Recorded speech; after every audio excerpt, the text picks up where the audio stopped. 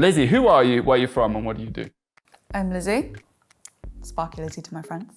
I'm from Devon and I am an apprentice electrician. How long have you been an apprentice for? I've been doing it since the end of 2021, kind of sporadically until I went full-time into it August last year.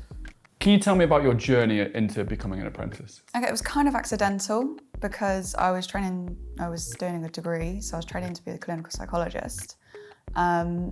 So I did some electrical work just to help out and I loved it and I never looked back, really. I just changed direction completely because it was like a whole new world that I'd never known was for me, but it turns out it is. Were there any knock-on effects from that towards your life, from this career change? Like, how else did that affect your life? Well, now I've got a lot of university debt that was for nothing. It was a big undertaking because it's a huge commitment and I've got kids and the wages for an apprentice are awful.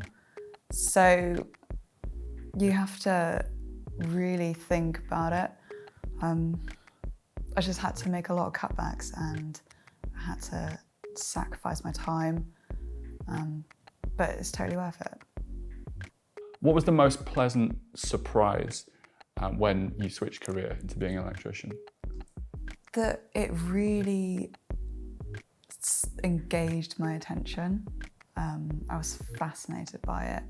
I loved the precision, the technicality, how much it gets your mind working, and it just boosted my confidence massively. I was so unconfident before I started. I'm like a different person. Why do you think that is? Why do you think it's boosted your confidence so much? I don't know. I think it's just because I realised that actually I'm not stupid and I am actually quite smart and I can be quite good at my job. I think pushing myself into like a male-dominated industry really made me feel at home. You'd have thought that it would make you feel like an outsider, but turns out that it is just where I feel like I belong. I feel like I'm one of the guys. I love it so much.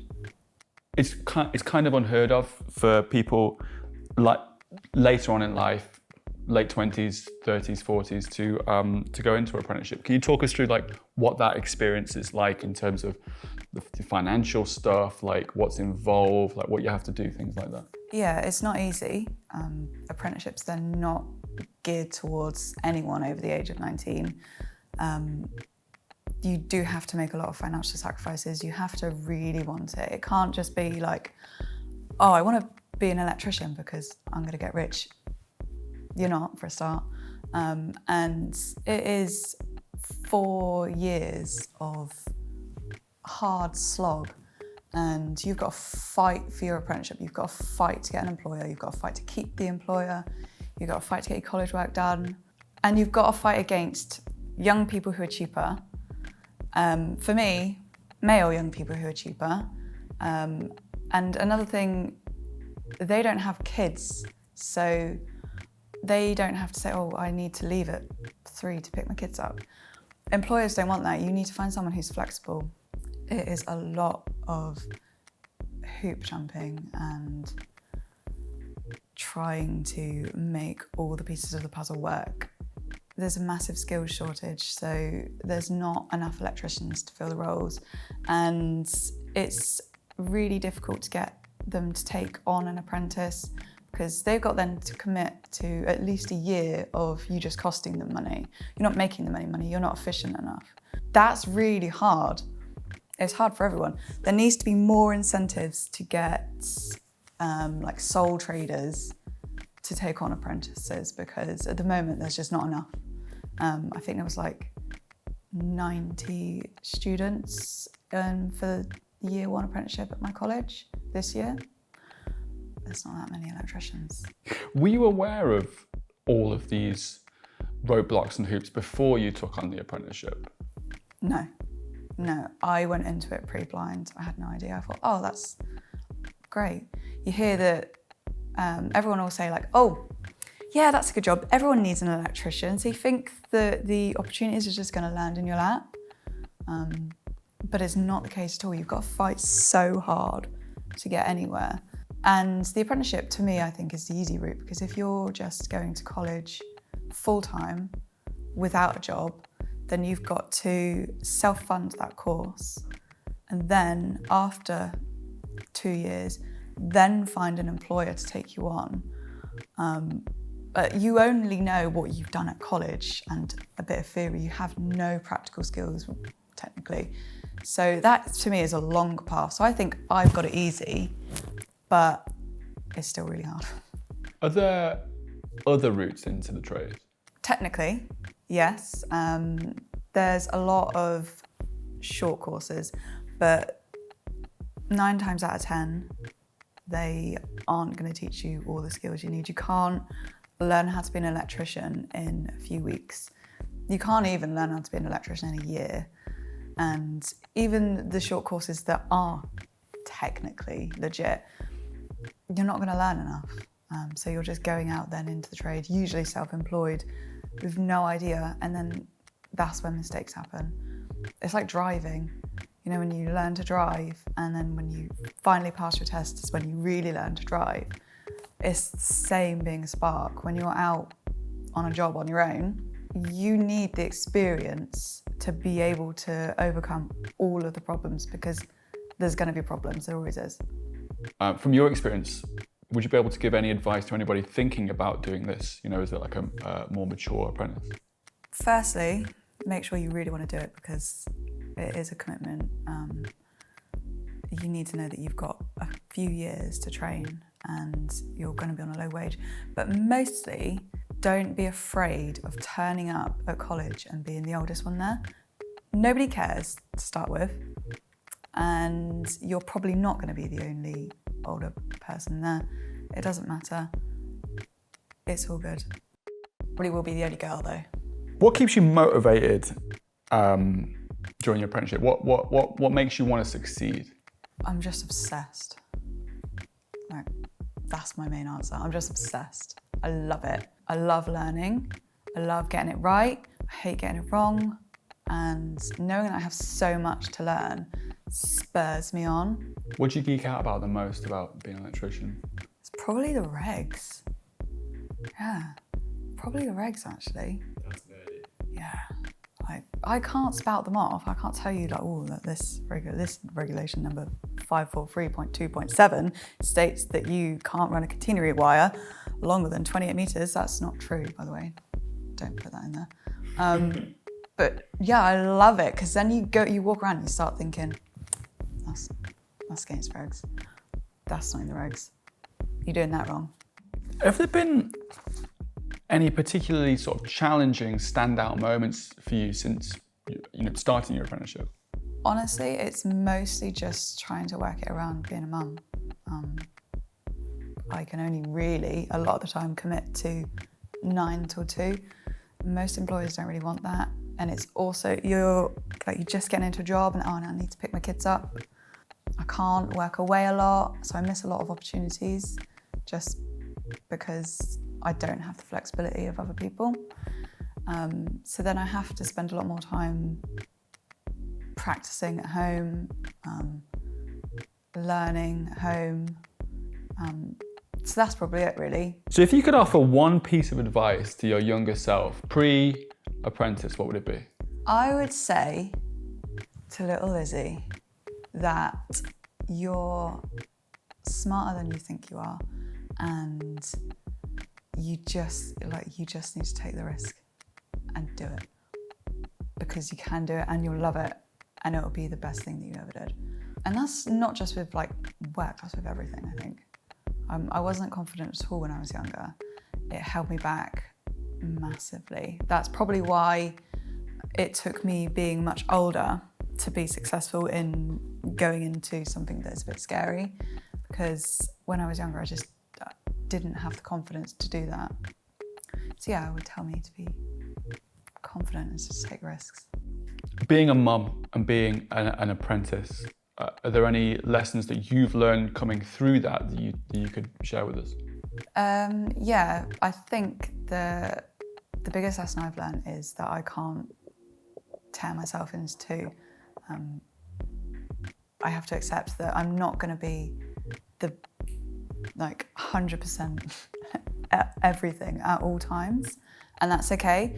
I'm a perfectionist, so I've always been really hard on myself if I don't feel like I'm doing my absolute best. Where do you want the electrical trade to take you? Like, where do you see yourself years from now? It's funny actually, because when I started, I was like, oh, I'll just get along, get a job, just work for someone. But now as my confidence is growing up, no, I am going to have a firm. I will have my own business, and it will be a good electrical business. And it won't be like gimmicky because I'm a girl. It will just be a solid industry business. That's what I want. Oh my God, I would love to have a female apprentice. I'd love it so much. Outside of the apprenticeship and the trade, what are the biggest challenges that you've come across in yourself? I've had a lot of health issues. I had skin cancer, melanoma a couple of years ago. So that has then obviously led to a lot of ongoing hospital visits, more little surgeries, ongoing pain. That affected me mentally massively. It was a real hard time of my life. So obviously, I'm still feeling the effects of that. It's left a mark, physically and mentally. I also have ADHD, so that makes life just generally challenging. So there's a lot going on under the surface that impacts me mentally, which is a struggle. I think work gives me a positive anchor, and it keeps me going, but it's definitely always in the background. Having had skin cancer, how's that changed your approach to sun safety on the job or in general? Well, obviously, because I had a melanoma, which is the most dangerous skin cancer, and it is from sun exposure predominantly, it means that forever I have to be extremely careful. Ideally, I don't go in the sun, but obviously you can't just say, oh, sorry, no, I can't work on that roof because I'm going to be in the sun. I have to take a lot of care. I will always wear factor 50. I have got UV arm protectors that I can wear in the sun now. Hat, I have to always think about it. And it's also meant that I've noticed that a lot of people never think about it. And they're just risking so much because they don't take any consideration of the fact that they are potentially going to get cancer and it can kill you. I think people don't see skin cancer as a serious cancer. Are there any benefits to having ADHD when it comes to working in the electrical trade? Definitely. I would say that probably quite a lot of electricians have ADHD or they're autistic. It just helps you to see things differently, tend to be good at problem solving, fault finding, and also actually the obsessive need to make something perfect means that you will run beautiful cables, you will make your connections perfect. So I think that is probably one of the main reasons why I'm quite good at what I do, to be honest. Are there any ways that you maintain mental health, sort of well-being, through life in general, not just through the trade? I do struggle with mental health quite a lot, but I've found some good people within the trades actually that are my foundations for being okay. I feel like you have to have supportive people around you. There's actually also some really good charities. There's the Electrical Industries Charity, really good, and Lighthouse Club, which is construction industry charity. I'd recommend anyone to take a look at them if you're struggling or have people struggling with mental health in your life. It's not an easy industry. to exist in. There's a lot of stress, there's a lot of pressure. Especially, I think, if you're self-employed, it can be incredibly difficult to just keep going. So go and check out those charities because they're really good. As a woman in a predominantly male field, what advice would you give to other women aspiring to enter the trade? Don't be afraid to be the only woman, because you'll still be taken seriously as long as you are passionate and dedicated and you show willing to do the job. You're going to be treated well, you're going to be treated the same. Have you experienced any particular challenges being the minority as a woman on a site? Do you know what the biggest issue is? Needing a loo. If there's not facilities, it's all right for men. Very easy. I won't go into too much detail, but that's the biggest challenge. Have you ever thought about what steps can be taken to encourage more diversity into the trade? I would love to go to schools and talk to kids. I would love it. I feel like that would be a really useful way to get them, even to just know that women can go into the trades. It can't exist today, but if you could invent a tool or a fixing that would help you out, even if it's really obscure, what would that be? Describe it to us. It's a bit of a weird one, actually. Now, it's probably not possible, but I would love, you get a non-contact voltage pen where you can just see if something's live. I would love something like that, but for asbestos. I am obsessed with asbestos. It freaks me out. So I would love a little pen to tell me if something was asbestos or not. That would be great. Looking ahead, how would you leave a positive impact on the industry? Both promoting diversity, but also well-being. Do you know what? In the future, I would love to be able to go back to that psychology degree and harness it and do some sort of work with charity. I would love maybe one day to be able to fully qualify as a counsellor and then be able to use that in the electrical industry or the construction industry to work with people in the industry who struggle with any aspects, because I'm coming then from a point of experience in the industry and with the knowledge and qualifications to actually help. So that would be good. And then my really expensive degree is not wasted. What legacy would you like to create for yourself and other women considering careers in traditionally more male prevalent roles?